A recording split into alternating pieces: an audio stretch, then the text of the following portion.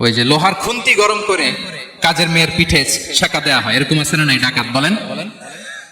শাসন করতে জানলে পিট্টি দেয়া লাগে না, ধমক দেয়া লাগে না, মার দেয়া লাগে না। শাসন করতে জানলে একটা মুচকি হাসি দিয়ে শাসন করা যায়। আনাস, লক্ষ্মীপুরে আমি এক জায়গায় ওনার কোন একটা ওয়াজ করতে যে আমি বললাম আনাস নামটা কেমন লাগে, কারণ অনেকে বাচ্চা নিয়ে এসে বলে হুজুর নাম রেখে দেন। তাই আমি বললাম আজকে এখানে নাম দিয়ে দেই আনাস। এই বছর এই লক্ষ্মীপুরে যত বাচ্চা হবে যাদের মনে চায় আনাস রেখে দিয়েন। 3-4 বছর পরে শুনি আনাস দিয়ে লক্ষ্মীপুর ভরে গেছে। অনেকে আমাকে জানাইছে ছেলের নাম কি আনাস, তো বলে যে ওই যে হুজুর আপনি 19 সালে আমাদের লক্ষ্মীপুরে এসে বলছিলেন, ওই কথা থেকে আমরা পেটে ছিল বাচ্চা, আমরা নিয়ত করে ফেলছি আনাস রাখবো। আনাস নামটা অনেক সুন্দর না? সাহাবাদের নামগুলো চুজ করে করে ছেলেদের নাম রাখবেন। উনি ছিলেন বিষ্ণু ইসলামের খাদেম।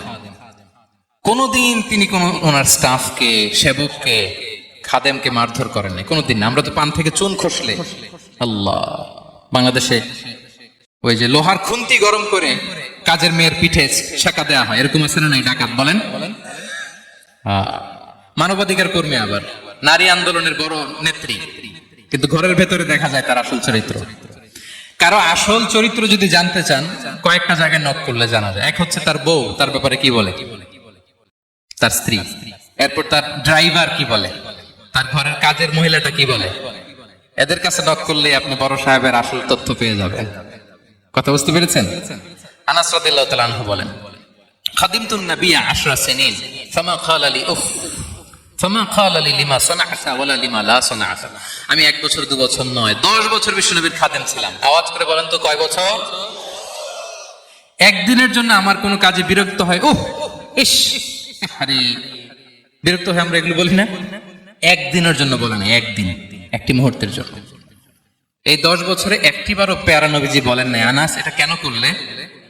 একবারের জন্য বলে নাই আনাস এটা করলে না কেন। একবারের জন্য তিনি বলেন। আনাস রাদিয়াল্লাহু তাআলা আনহু বলেন, একদিন একটা কাজে সম্ভবত জুব্বা আনতে আমাকে বিষ্ণু পাঠিয়েছিলেন। আমি ছোট মানুষ, জুব্বা আনতে যে ভুলে আমি মদিনার বাচ্চাদের খেলা দেখতে আরম্ভ করলাম। বাচ্চারা রাস্তায় খেলাধুলা করে না? বিষ্ণুনবী যেটা আনতে পাঠিয়েছে ওইটা না এনে ভুলে, ছোট মানুষ তো, সেও দাঁড়িয়ে দাঁড়িয়ে মদিনার ছেলে মেয়েদের খেলা দেখতেছে। এখন সময়ের পর সময় যায়, ঘন্টার পর ঘন্টা যায়, আনাস তো আর আসে না জুব্বা নিয়ে। বিষ্ণুনবী ভাবলেন হায় রে, আনাস মনে ভুলে গেছে, যাই নিজের কাজ নিজেই করে নিয়ে আসি। বিষ্ণুনবী বেরোলেন, বেরোই দেখে ওই তো আনাস, আমার আনাস বাচ্চাদের সাথে খেলা দেখতেছে। আমরা হইলে কি করতাম? আমরা হইলে কি মায়ের, ওই যে ডাইরেক্ট মায়ের। আল্লাহ, আজকে তোর একদিন কে আমার একদিন না।